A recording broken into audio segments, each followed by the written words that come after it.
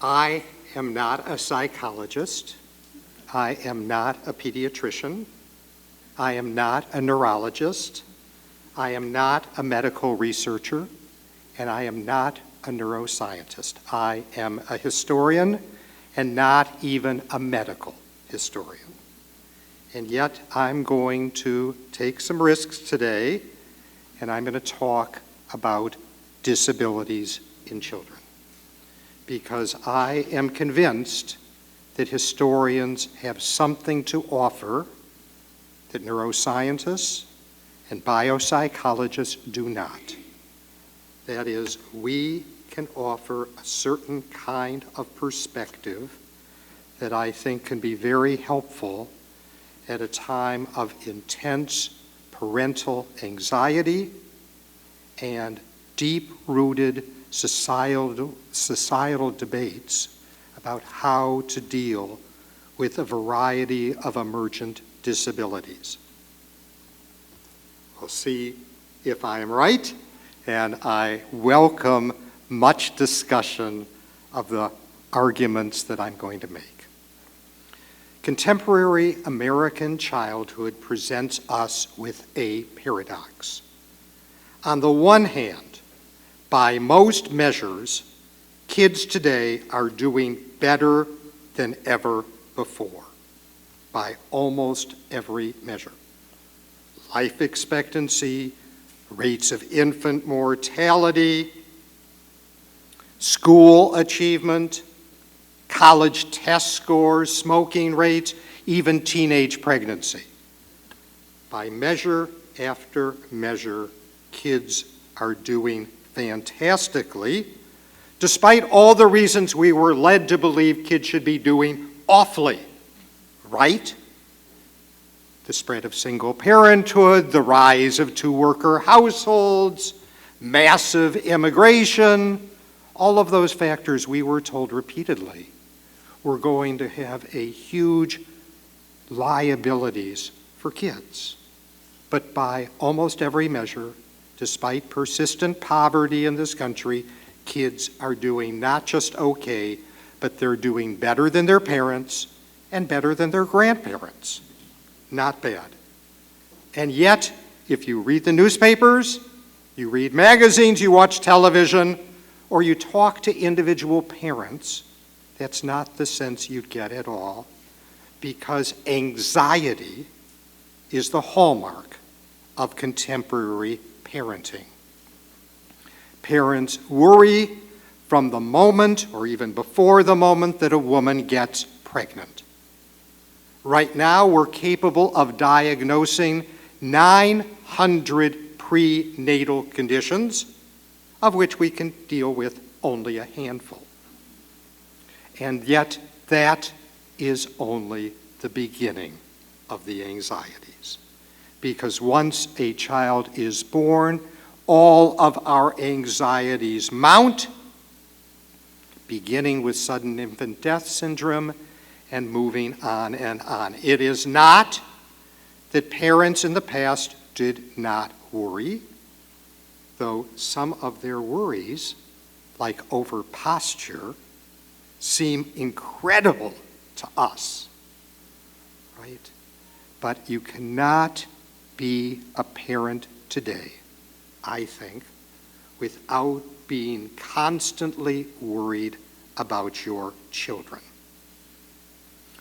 And many of the things we worry about were not things that previous generations ever had any anxiety or concern over.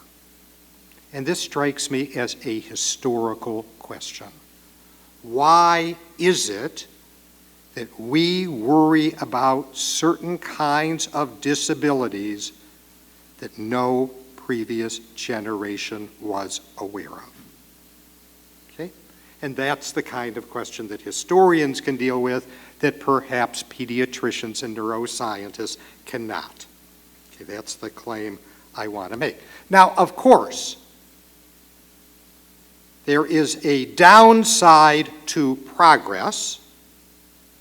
That means that we have more young people suffering from certain kinds of disabilities and chronic illnesses than ever before. After all, kids died earlier in the past, and kids with disabilities or chronic illnesses were particularly prone to die. But those aren't the issues that I'm going to be dealing with today. I'm going to be dealing with a series of what I'll call the new disabilities of childhood. And what I mean by that are childhood obesity, dyslexia, food allergies, autism, and attention deficit hyperactivity disorder. Okay. Now, as a historian, when I talk about new, 100 years is new to me, right? It's not, doesn't have to be overnight. Now, with childhood obesity, it only was first identified as a problem in 1968 and didn't even receive a label for another decade. So it is genuinely new. Dyslexia is about a century old. But all of them are new, in my view, in the sense that it is only relatively recently that we as a society became concerned with these. And so the question that I ask as a historian is, what happened to make us conscious of disabilities that previous generations were blind to? One possibility, of course, is that there was a change in language or a change in definition, right? Maybe we called it mental retardation in the past, or we had a other word that we used to describe the same phenomena. After all, there's lots of books and magazine articles that will tell you that Mozart or Leonardo da Vinci was autistic, right? And maybe it's true, and maybe it isn't. They did not have the word, and maybe that's what's at stake in this.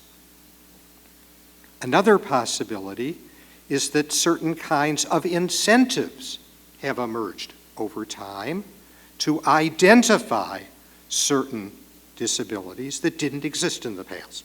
That's another possibility. They could be commercial incentives. They could be legal incentives. Oh, that's another possibility. Or, conceivably, children are growing up in a more toxic environment. And there's something about our environment that is causing an increase in disabilities. That seems to me to be another possible explanation. But all of those are susceptible to historical analysis. And as a historian, I can therefore look at the construction of disabilities and the way they are culturally framed. Now let me stress, lest I be misunderstood, and it's really easy to misunderstand the point that I'm making, I am not saying that the disabilities are not real. I am not saying that treatments are arbitrary. All I'm saying is that for some reasons that need to be explicated, we see certain disabilities that previous generations were blind to. And that may be because we're smarter and have a more expansive moral consciousness than previous generations, though I tend to be doubtful about that, or at least skeptical about that. Or maybe, just maybe, those disabilities didn't exist in the past, or they weren't problematic in the past, for a variety of reasons that perhaps you and I can explicate. And I'm also, of course, deeply interested in what it means to children when we label a disability, right? It makes a huge difference if you're called husky, as kids were during the baby boom generation, and whether you're called obese, right? And I think, just speculating, I don't have evidence to suggest this, that it makes a big difference in kids' self-image, and not in a good way. And so I am interested in the construction and perception of childhood disabilities. I'm not trying to minimize the reality of disabilities or attempt to explain such phenomena away, which is always the claim made against any kind of social or constructionist approach to virtually any topic.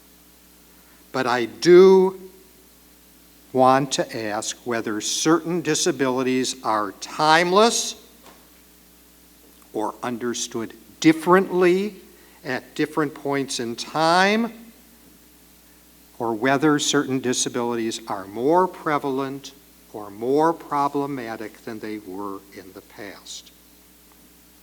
So the questions I'm going to ask are the following. Why is it that only at a certain point in time that a particular disorder or disability attracted public attention? Then, why does the incidence of certain childhood disabilities vary across time and place and social class? And then third, how and why has the definition, understanding, diagnosis, and treatment of these disabilities changed over time? And I would suggest to you that such questions are not simply of academic interest. They help us, I think, understand the culture-bound nature of the way we define problems and the culture-limited approach that we take to addressing disabilities. There's a wide variety of ways that disabilities could be understood and treated, and we use certain ways, and interestingly, other societies in the contemporary world take different approaches. And so it expands our options. To me, the great value of history is that it exoticizes the present. It makes our world look strange. It doesn't treat our world as inevitable, just as one configuration among many all around the world. So historians are like anthropologists, right? We see our world as a foreign world, and therefore illuminate the fact that there's other ways in which we can live, and maybe, in some cases, those other ways are better. They're certainly different. Now, lurking behind the analysis that I'm going to give you are certain long-term developments, because historians are really interested in long-term developments, and I'm one of those historians who's interested in history without people. That is, I'm very interested in these processes that occur whether people are conscious of them or unconscious of them. One of them that we've come up repeatedly during our conference is what I'll call the discovery of risk. The discovery of risk. When I was growing up, baby boomer that I am, if you broke your arm or you broke your leg, that was a source of pride, and you'd have everybody sign your cast. And today, when you see a kid with a broken arm or broken leg, you wonder, right? was some kind of physical violence inflicted on that kid? Or was the parent negligent with that kid? It's a very different attitude and not a very positive attitude, right? And we're paranoid about everything. We're paranoid about Halloween candy, as was mentioned, right? Or stranger abductions, or sexual molestation in daycare centers. It doesn't matter that it doesn't happen. We can be worried about it anyway, because paranoia means never having to have evidence, right? A second long-term process that lurks behind what I'm going to have to say is what we'll call the psychologizing of childhood. Now, that's obviously not brand new. Sigmund Freud exerted a powerful influence on our thinking that became increasingly evident in the 1920s and 1930s when we became convinced, rightly or wrongly, that the first 3 or 4 years of life dictate everything that follows. Just because it's not true doesn't mean that we don't believe it. This belief in the critical years, which has been challenged repeatedly by laboratory researchers, doesn't mean that it's declined any. In fact, I would argue it's more intense today than it was 20 years ago, 40 years ago, 60 years ago, or 80 years ago.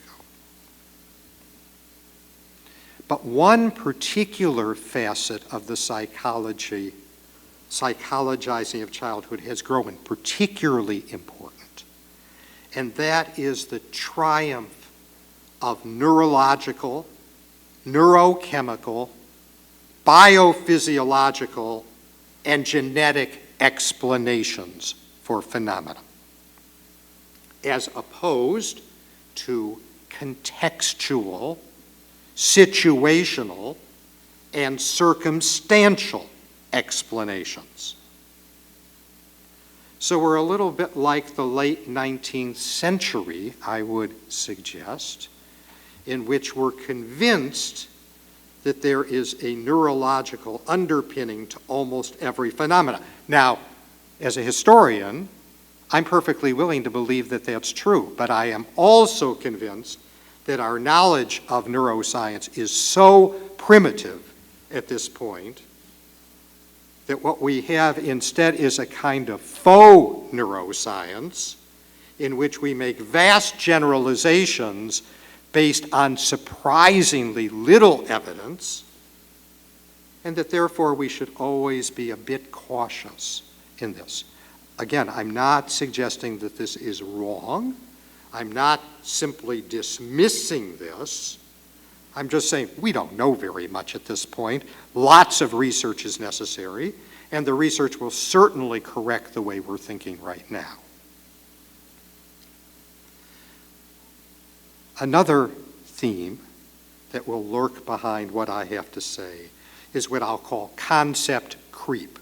Concept creep.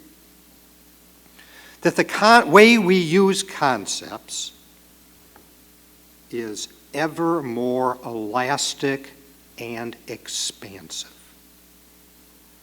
We tend to take concepts and treat them allegorically or analogically, and we expand them to cover more and more and more. And if you ever want to see this in action, just look at the DSMs over time, where virtually every psychological disorder expands in scope.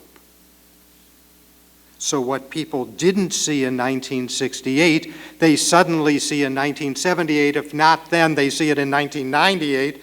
And if not then, they see it in 2015. Interesting, right? And we tend to see things in general on a spectrum today, as opposed to discrete phenomena.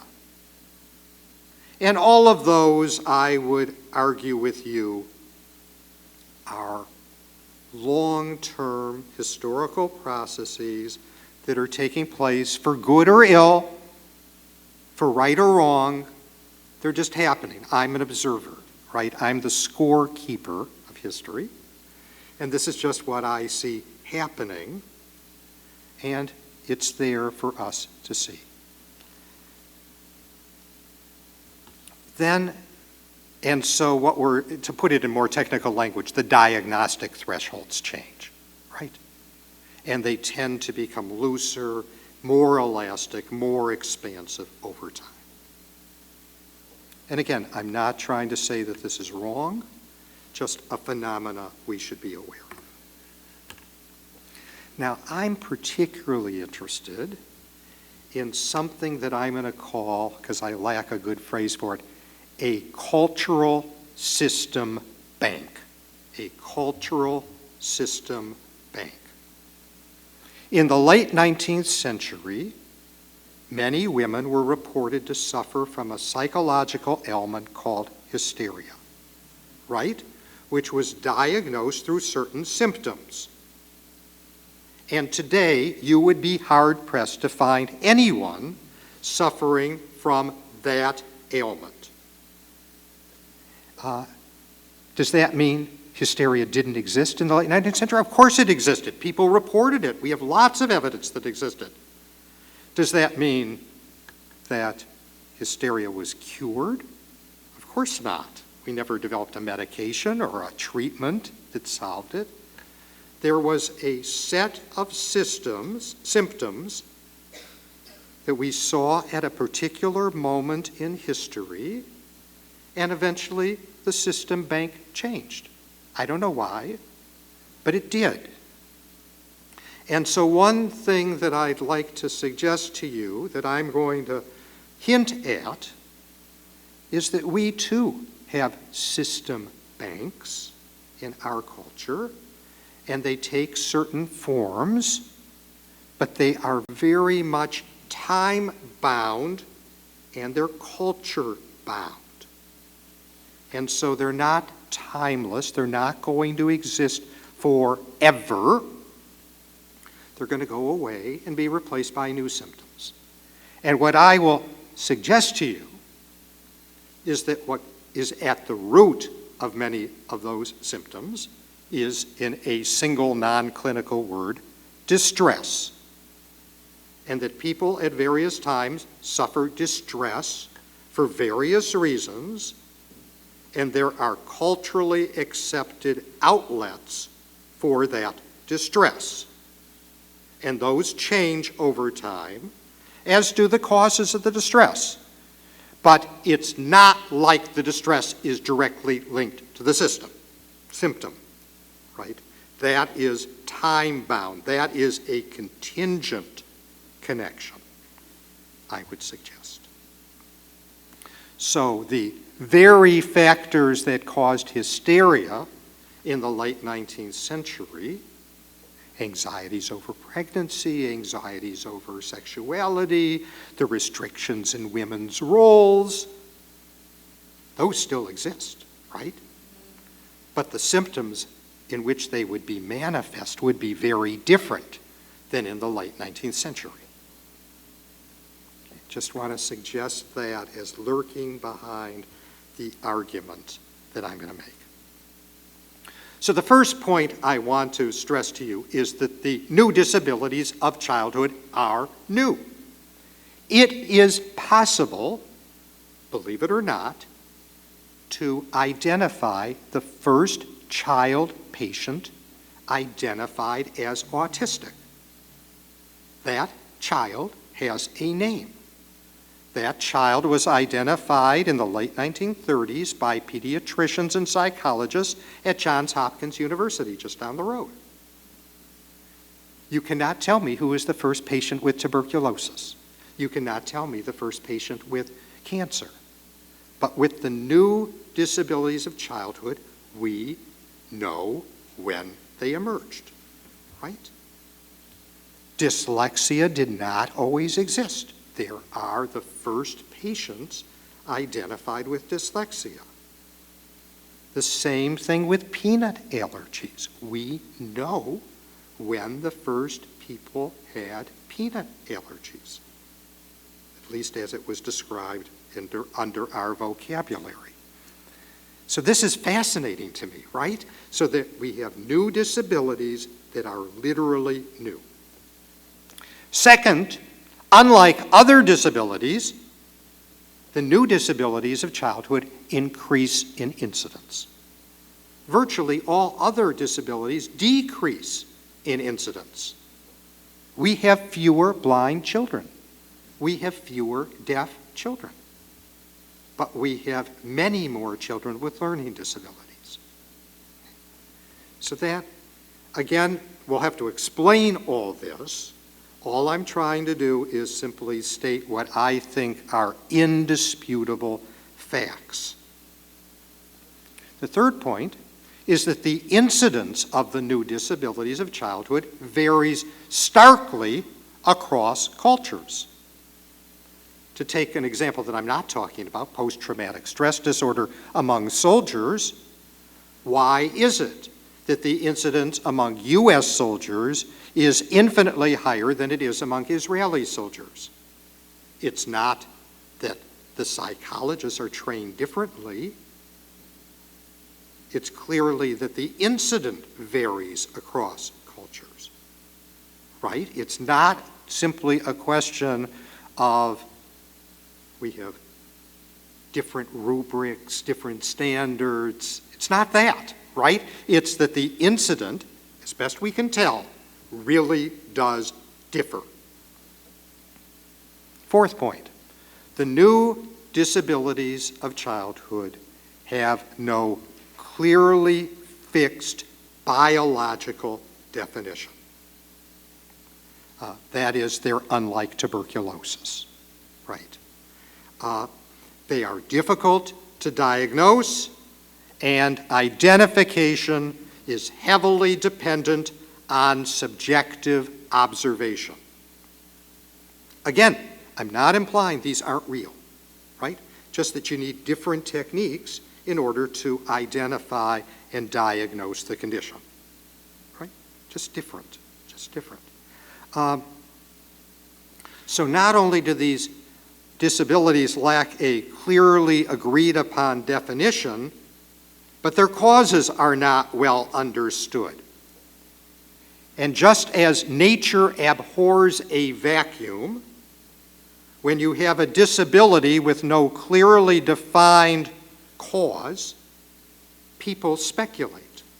And some of those speculations catch on, like the notion that autism in the 1950s was blamed on refrigerator mothers, or more recently that autism was caused by vaccinations, right? These are clearly ridiculous. They've been widely debunked. To a certain extent, they're still held despite that because, I would suggest, we don't have a really firm explanation. And so people just come up with ideas to fill the vacuum. So what is my argument to you? It's that disabilities are a product of the complex interplay among biology, neurology, and cultural and institutional context. And their incidence and expression varies widely across cultures, as do the treatments deemed effective and ethical. Okay? So that's the argument that I'm going to make, that you need a more holistic analysis of these disabilities that goes beyond the strictly psychobiological and neurological, and takes into account cultural context, because historians are obsessed with multi-causal explanations and with the importance of context. Now, in the paper that I've written, I talk about in great detail the development of each of these disabilities, and I guess at some point you'll get to read that paper. But I'm just going to make some brief points here. Let's start with childhood obesity. When I was growing up, not all that long ago, we talked about baby fat. We talked about kids being chubby. In the clothing stores, there was a rack for coats or dresses for kids who were husky. And today, in contrast, we use a very different language, right? We use the language of obesity. Now, it's interesting when we talk about obesity, we tend not to talk about genetics. We tend not to talk about metabolism. We tend not to talk about the changing ethnic makeup of the American population, all of which are relevant, right, to body shape, body size, weight, beauty preferences, right? All those are completely relevant. We tend to talk about diet and exercise. And we particularly tend to focus on sugared soft drinks, right? So Philadelphia, again, just down the road, is going to put into effect a tax on sugared soft drinks because this, we're told, will solve the problem of childhood obesity. And I'm going to tell you, all of those are wrong. Every one of those explanations is wrong. Because the best predictor of obesity is poverty. Now, why is that? There's a lot of different reasons why poverty turns out to be the best predictor. Stress, food deserts, a diet high in high caloric, high fat foods. The fact that mothers are working all the time and don't have a lot of time to prepare well-balanced foods, meals. I mean, there's a lot of different explanations, but it's so interesting to me that when the evidence is clear on a certain point, we ignore that evidence and we choose other explanations. In this case, a highly individualized explanation: you eat too much and you're not doing enough exercise. And that's the problem. So that says as much about us as it does about overweight children. Further, I should simply add, obesity is mainly a problem of adults, not of children. And while there is some correlation between childhood obesity and adult obesity, it is not clear-cut at all. There is some truth to the baby fat hypothesis that was held during my age, and many kids who are plump will be less plump as they grow older. And whether that predicts later weight gain caused by other factors and other decisions, it's not clear at all that there's a linear connection. So to me, it's just fascinating how we as a society choose certain answers and look away from other answers. Second topic, dyslexia. And here is a disability that was first discovered a little more than a century ago when mass schooling began.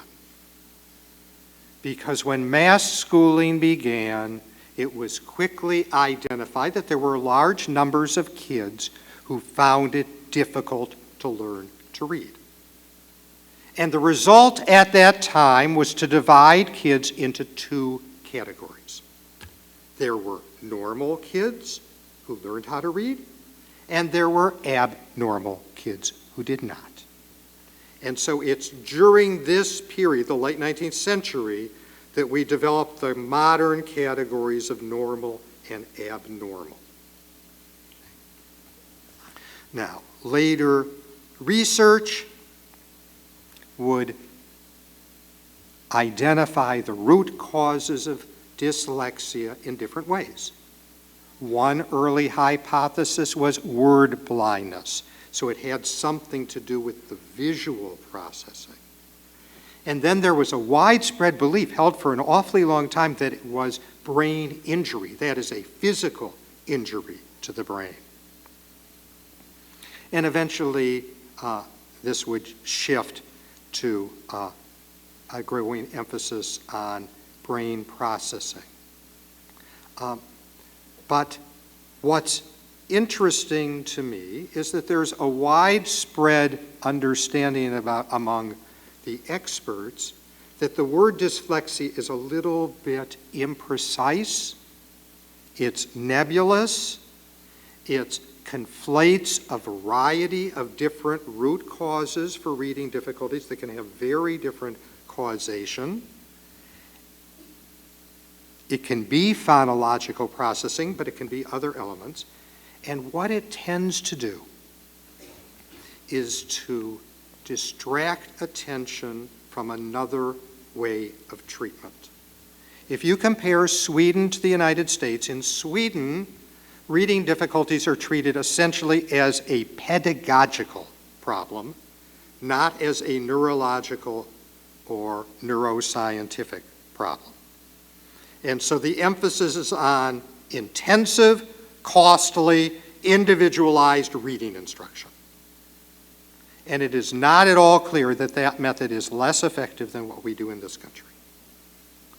And so it's interesting, again, we see two, quote unquote, advanced Western industrialized, post-industrialized societies taking very different approaches to the same social phenomena, coming up with different treatment regimes, and that should at least open our eyes to the fact disabilities can be understood in different ways, treated in different ways.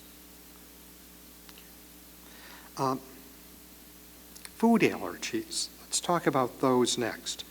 In 1968, peanut allergies came to the nation's attention when a Brown University student ate a bowl of chili and then dropped dead. It was later discovered that peanut butter had been used to thicken the chili. And that brought peanut allergies to national attention, and now often on airplanes or in sports stadiums, you cannot have peanuts. And of course, to a baby boomer, this is all kind of shocking because peanut butter was the basic diet of baby boomers in the 1950s and early 1960s. And furthermore, rates of peanut allergies tend to be very low in East Asia, where peanuts are a big part of the diet.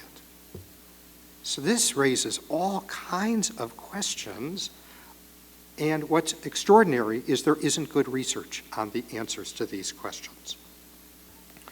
One hypothesis that's been advanced is a hygiene hypothesis.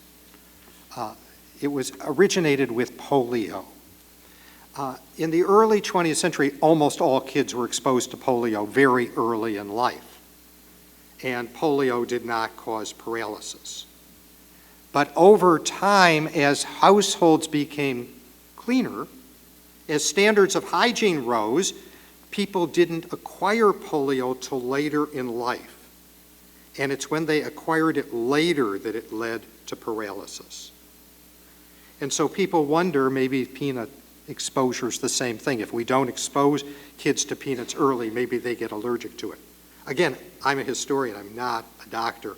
Do not take any medical recommendations from me. Another possibility is that we process peanuts differently. That there's something about the way peanuts are growing, or whatever fertilizers we use, or whatever, that's what's causing this. And there is an argument that food additives and food processing techniques, maybe these are the cause of the increase in food allergies. Again, I don't know the answer. What is extraordinary is the lack of research on the answer to those questions. Because we have a simple solution: don't eat peanuts, or don't eat shellfish, or don't eat something else. But again, I think it's revealing that we chose one solution without doing systematic research in other areas. Now, the last two that I'm going to mention just really briefly are attention deficit disorder and autism. There's a vast literature on both of these. With attention deficit disorder, it really only came into public notice around 1957 when it acquired its name.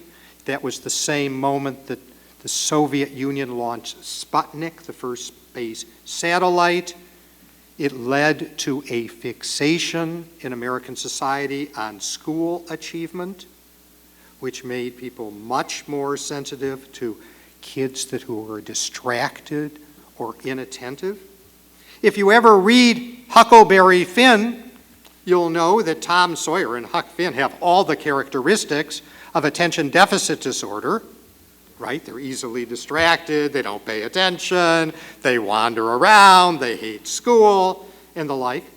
And Mark Twain doesn't view any of that as a problem. There is a kid with a psychological problem. There's a little German student who is obsessed with work, and he's uncommunicative, and he doesn't play enough, and that's the kid with the disability there, and we would call that kid perfect, right, in our society.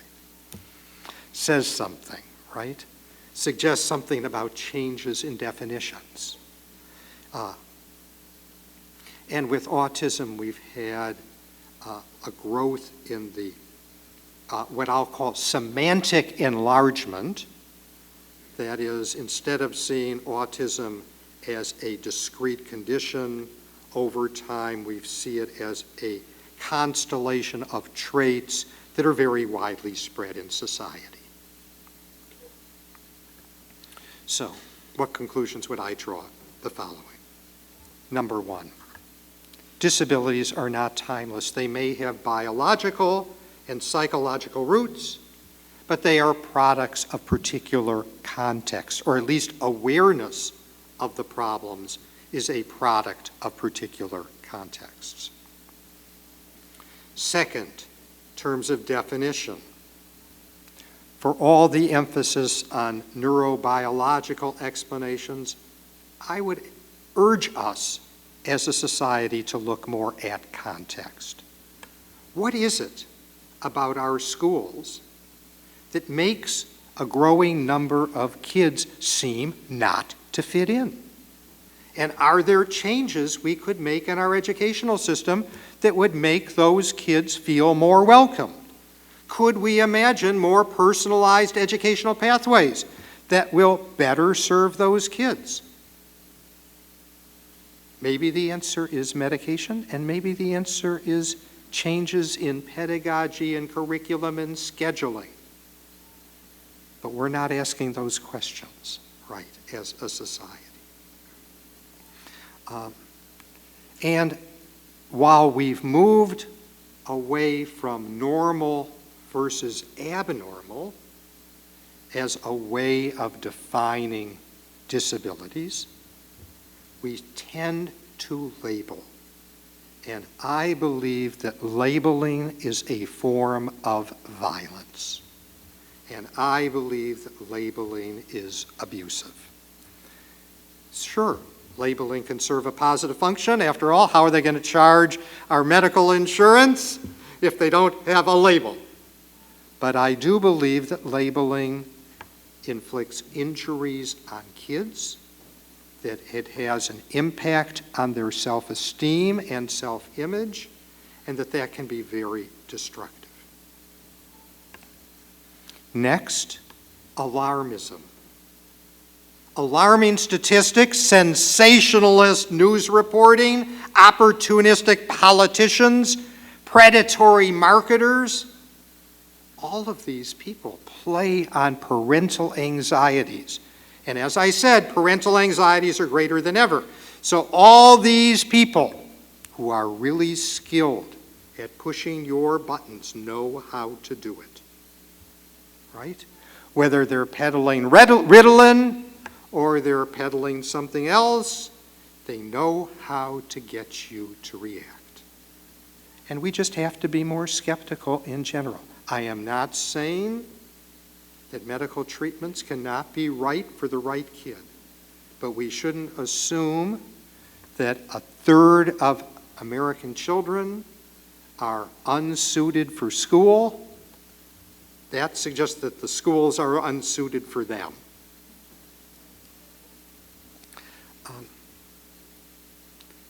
Next, we need to be very careful about what I'm going to call conflation. When we talk about food allergies, we often conflate three different phenomena. The first is aversion. Aversion. I hate beets. That does not mean I am allergic to beets, and it doesn't mean that I wouldn't vomit if I ate a beet, because I might, but it's not because I'm allergic to beets, right? I just don't like them for whatever vague psychological reason I have. So that's one possibility, right? Then a second is intolerance. So many Americans are intolerant to lactose, right? The body cannot process it. In general, it turns out that people from Northern Europe during evolutionary times developed tolerance to lactose that most other people in the world didn't.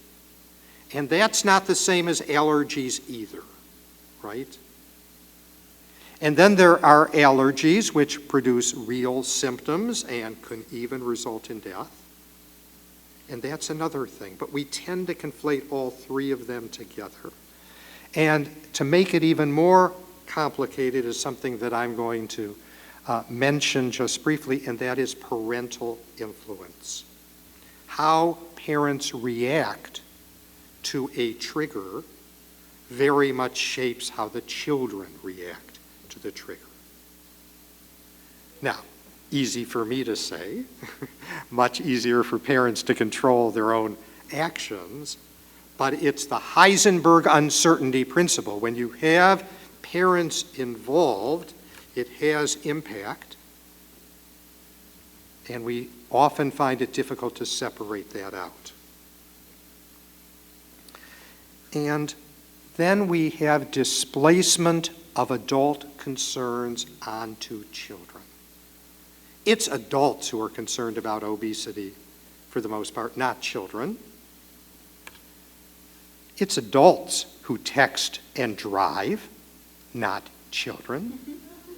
But often in our society, adults project their own anxieties onto kids because we can control kids and we can't control other adults. And we need to be aware of that. No need to make kids' lives worse just because we can't deal with our own problems and dilemmas. So what's my takeaway from all this? My takeaway is simply this. We need a more holistic perspective. We can't assume that all problems are at root simply neurological or biological or psychological, that they could be institutional, they could be situational, they could be contextual. And we need to be very wary of labeling kids because normal human behavior is extremely varied and it's all normal. All that's human is normal to me. Thank you very much.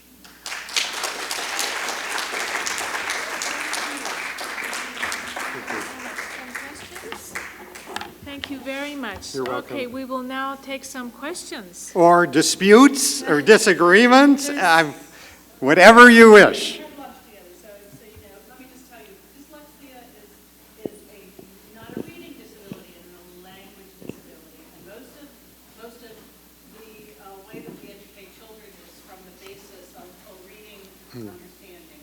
And language, we can find learning disabilities. I don't need that.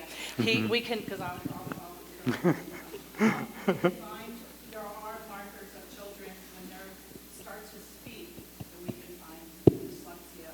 It has been here over 100 years, and just because the first 100 years when they found it doesn't mean it existed before that. Right.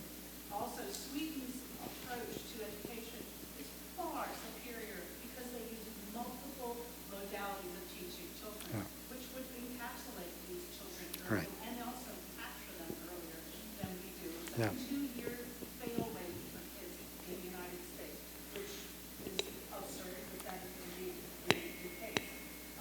Just because we don't know that it exists doesn't mean it's not there. Right. I'm sure from a historical standpoint, Yeah. we can look at this stuff historically, but that doesn't mean that there isn't any markers or things that came in. And women's health is another thing that somebody spoke about. Women's health wasn't even looked at.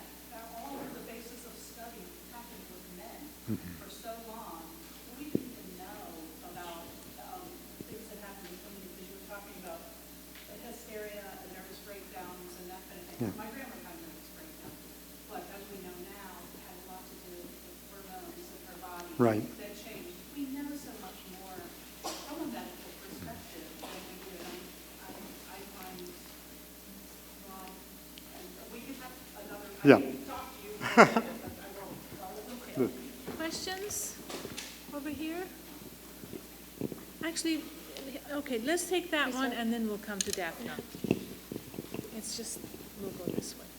I wanted to thank you because I like your approach of this holistic acknowledging that what we see is defined not only by what we know, but also what we think we know. And you have kind of a Foucauldian approach, I think, to trying to trace the epistemic realms throughout history. And I was wondering how you account for being part of today as a scientist. Like you have specific understanding of what real is. You use the word real a couple of times, distinguishing real from imagined, I would say, or created, constructed. How do you make that distinction between, like tuberculosis you called a real versus, like, is that distinction not also based on your understanding of today? And will later on it might be that distinction even be different? In the late 1960s, there was a famous psychologist named Thomas Szasz who wrote a book called The Myth of Mental Illness. And that idea that mental illnesses, the kind of Foucauldian idea that mental illnesses aren't real, that is, they're just a construct that society imposes upon non-conforming individuals, that idea became pretty widespread, and it even made its way into popular culture by writers like Ken Kesey, for example. One Flew Over the Cuckoo's Nest sort of popularized that vision that who's really insane? It's the quote-unquote sane people who are insane. And that's what I am holding out against, because disabilities can affect performance, treatment, self-image, and they're real. But often the symptomology changes over time. That's what I wanted to suggest. And so I'm trying to find a way, a language that can combine a constructivist argument with a recognition that there is no doubt a level of biological, neuropsychological underpinnings. Because it seems to me that for humanists and humanistic social scientists, that's one of our challenges. How are we relevant in a world that's focused on the brain sciences? Over here, Daphne, over. Thanks. First of all, thank you so much for this wonderful presentation. Since we're talking about context, a very popular explanation to some of the disabilities you're mentioning, particularly autism, obesity, ADD, even dyslexia to some degree, has been blamed on media, on brain changes in the brain, especially effect on brain and development with very young children. I wonder if, and to the best of my knowledge, it has not been proven to date. I mean, there's been a little research, not a lot. There's a group in Amsterdam who is researching that for a while, the ADD and autism, and they have not been able to actually provide strong scientific evidence that this indeed is the case. The same with the obesity. The idea that it's just the passivity of staying in front of screen for so long and lack of sedentary activities, etc., is playing a role in obesity. So, to the best of my knowledge, there isn't real evidence, but there is a lot of public discourse that tends to find this as a solution or an explanation. And I'm just wondering if you see that as part of the context of our times that is playing a role in those processes. I think it's widely accepted at this point that individuals have certain genetic propensities that can be influenced by context, right? That one might have a propensity to addiction that could be encouraged by a particular context or discouraged by that context. And I think that might apply to media influences. For example, the prevalence of cell phones may, I'm just throwing this out, aggravate or intensify certain autistic characteristics, right, that pre-exist. It didn't cause it, but it facilitated it, it enabled it. And I think that that's possible. I don't know. That's not my area. But I would at least suggest that as an area worthy of research for somebody to explore. Because it is often the case that genetic propensities manifest or don't manifest themselves depending on environment. Please.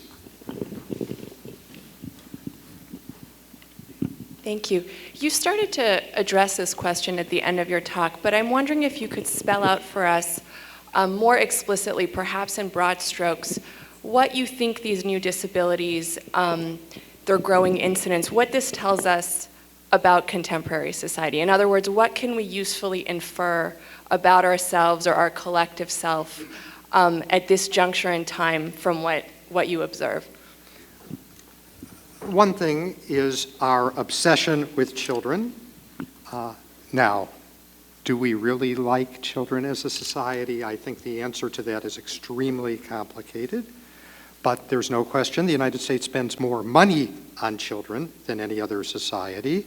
Some of that money is spent on the criminal justice system or child protective services as opposed to treatment of disabilities. But there is an obsession with children.